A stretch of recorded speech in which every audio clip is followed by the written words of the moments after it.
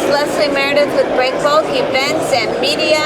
I am here in the studios at Breakbulk Americas in Houston. Joining me is Jake Swanson, who has just opened our main stage program for the 2 days. Welcome, Jake. Hi, Leslie. How are you? So good. Good. So tell me, as the sponsor of the main stage, how does that fit into the goals of DHL? We really enjoy being the sponsor there at the main stage. We really believe in the aspect of the conference where we're learning not just about the market, but also just about the industry. And so we know with the panel discussions, we know with the presentations that will be offered on the main stage, that gives us an opportunity to kind of get some insight into what's coming, for next year, not just for us, but for the whole industry. And then it also brings to our awareness sometimes new things that we should be focused on. And so we believe in that. That's part of the reason why we come to the conference. And so we're happy to sponsor the main stage so that, we can have involvement in that. So. Yeah, I love that. Well, that's a perfect segue for our discussion. We want to talk about Outlook 2024. We'll be doing a special on that in the next issue of Breakbulk magazine. So as you kind of look at the project landscape, where do you see areas of opportunity? Perhaps that's geography related or types of projects. What do you see? Sure. Well, this year has been a very busy and active year.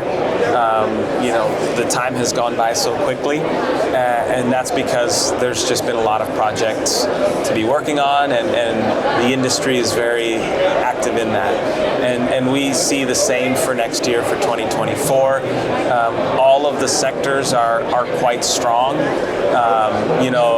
In particular for us, we're excited about technology. We're excited about the CHIP Act and what that means for semiconductor projects all over the region, particularly in the U.S. We see a lot of activity there.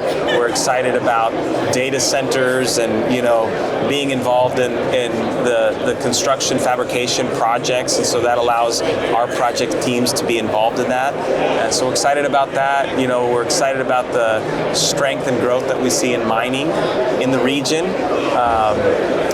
Particularly lithium, which has been strong for several years in South America, and now we see it coming into the U.S. and Canada.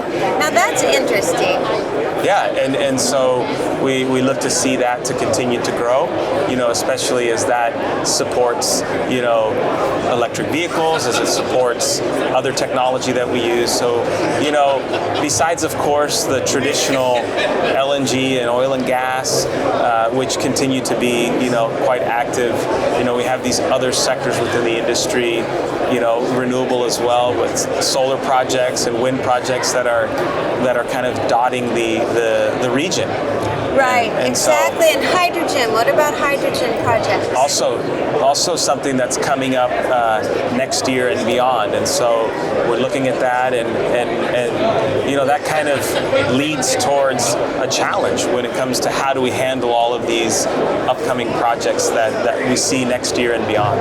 Absolutely, and that's one of the topics that we'll tackle later today is looking at, I think, 4 different types of projects, and are we ready? Are all the parts of the supply chain ready and able to support this burgeoning development?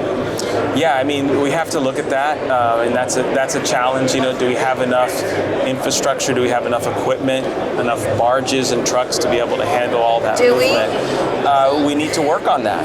Okay. We don't. Okay. All right. We don't have enough, and so when it comes to the multi-purpose sector and the project ships, there needs to be kind of a renewing of the fleet, which needs to take place as they're starting to age out. We don't see enough barges, available for all the type of work that's there, and so forth. Same thing when it comes to domestic trucking. And this is not just in the U.S., but we're seeing that, across the region. Mm-hmm. So what about people? What about the the people to carry out all of this work?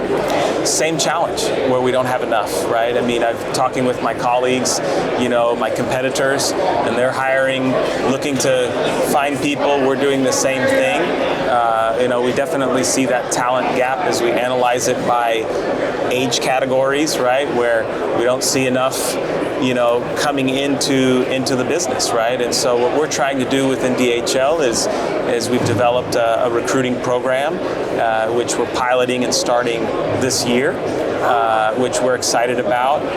It's going to be piloted here in Houston, and then we'll take it to other countries in the following years. And we know that others are doing that too, and that's great.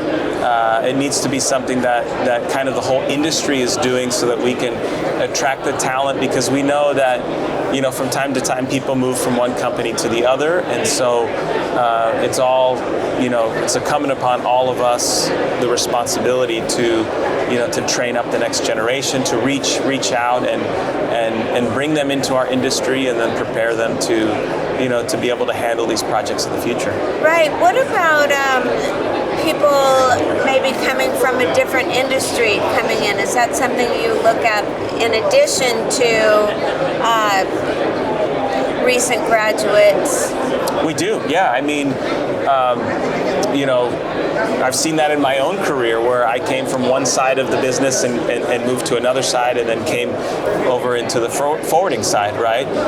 So we look to do that from time to time, bringing in, someone from the customer side, from the shipper side, and bringing them over to the carrier side. And definitely, as we start to see more work in technology, like I was saying, there's some value to bringing people from that side of the business into our side, so that it helps us to know more and be more competitive. Yeah. But also just because there is a need. Absolutely. So would you hire someone from Google, for instance? Sure. Yeah, if they'd be willing to work in our industry and to learn some of the things that are required for them to be successful, definitely. Yeah. Excellent. All right. Well, I think that gives us a pretty clear picture. One more thing. Do you see the role or working style of project forwarders changing or evolving at all as we move into next year? I see project forwarders getting more involved at a front end and at a back end of projects. I see project forwarders being asked to do more things than just, shipping something from A to B. Whether that be, people resources, whether that be coordination, whether that be helping to support the functions of our customers, or even systems and connectivity. We see kind of our outreach growing. Interesting, right? So it is an expanding role, can Exactly. be. Yeah? Yeah. Okay. Well, sounds like we've got some challenges, but some really good opportunities too. For sure. Yeah. No, we're looking forward to 2024. We're very optimistic and definitely see opportunities for growth. Great. Well, thanks so much for sharing that with us. Thank you, Leslie.